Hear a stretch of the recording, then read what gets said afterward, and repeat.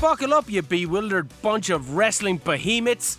That's alliteration. I'm the big beefy boy Shane O'Keefe, and this is the Wrestling Fan Wrestling Show, ready to spin a yarn so stupid it would make the story of Billy and Chuck look like an Oscar-winning Martin Scorsese movie. Go f*** yourself. Grab your inflatable fingers, because we're delving into the legendary, the ludicrous, the Judy Bagwell on a pole match. Bow chicka wow wow. It's the turn of the millennium.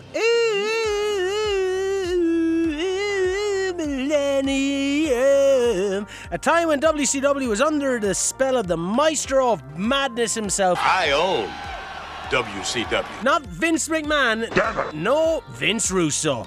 In the chaotic realm of Russo, where logic took a back seat and sanity hitchhiked its way out of town, and I love yous too, emerged the masterpiece that was Judy Bagwell on a pole. Now let me tell you a bit about Vince Russo. You're gonna tell me? He started off in WWEFG as a writer for their magazine. From there, he got to be on the creative team, where he really loved car crash TV. He loved Jerry Springer-style entertainment, and with that came immense experimentation. And it's nothing wrong with experimenting and exploring and all that, you know what I'm saying? I heard the editor likes nipple play. And sometimes, as my editor knows, things can go too far. Like Mae Young giving birth to a hand. That's it, that's the statement, and we're moving on. We'll cover it another time, maybe. And Vince Russo would be credited with having a massive contribution in the Attitude Era of WWQ.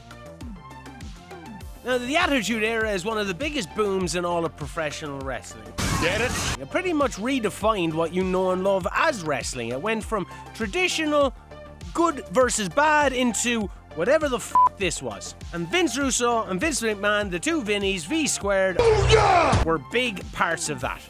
Anyway, with more money comes more shows, like SmackDown, which was a new network show ran by the WCW. Shove it up your ass. And Vince Russo was getting tired, and he was like, you know what? I'm leaving. I'm Audi 5000. I'm going to WCW. Now, WCW was the biggest rival of the WWW at the time. So billionaire Ted Turner, he brings Russo over in hope of galvanizing the troops and being able to raise WCW to the behemoth that it once was. See, I used the term behemoth before, I'm using it again. That's called continuity. Fuck you, Martin Scorsese. I should have an Oscar. Vince Russo, he's in WCW and it's still failing badly. Nothing's working out. People are saying it's because he didn't have Vinnie Mac as a filter. So Vince Russo was essentially failing as himself. I know all about that. I have a degree in law and finance, and here I am making wrestling videos on YouTube that don't get any views. The American dream lied to me, you Jezebel, baby. I'm still sleeping in an alley, eating porks and beans. You don't know what hard times are, Daddy. What? What the f***? So where were we?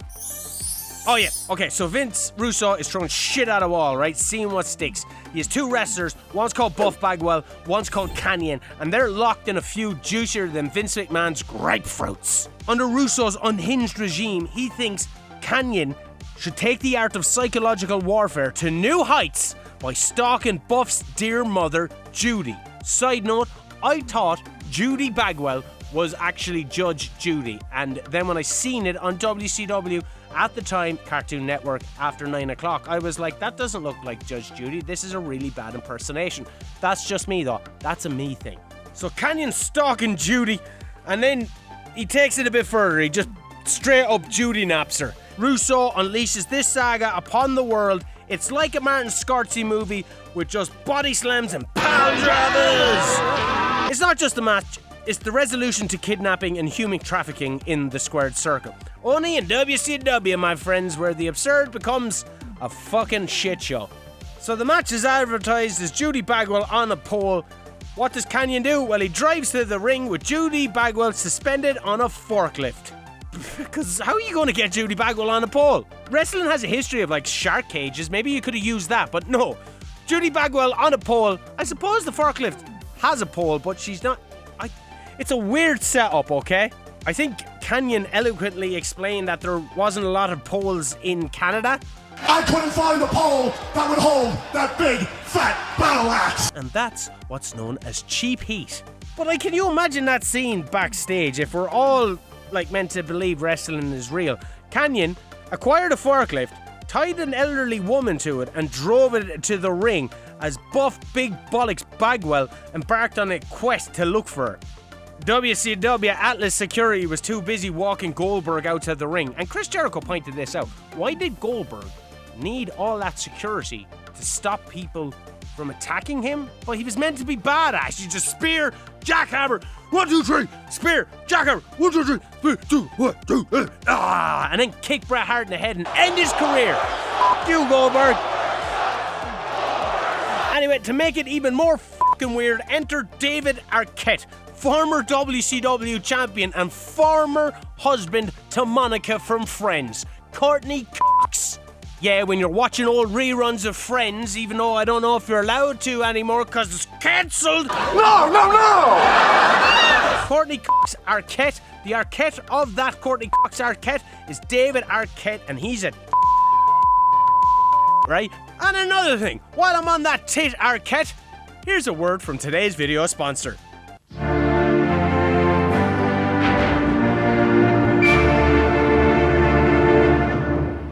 Unearth the epic action with Ready to Rumble, the ultimate wrestling odyssey on VHS. Starring David Arquette Cox, Scott, the Aussie word for Cox, and the unforgettable Gail Platt.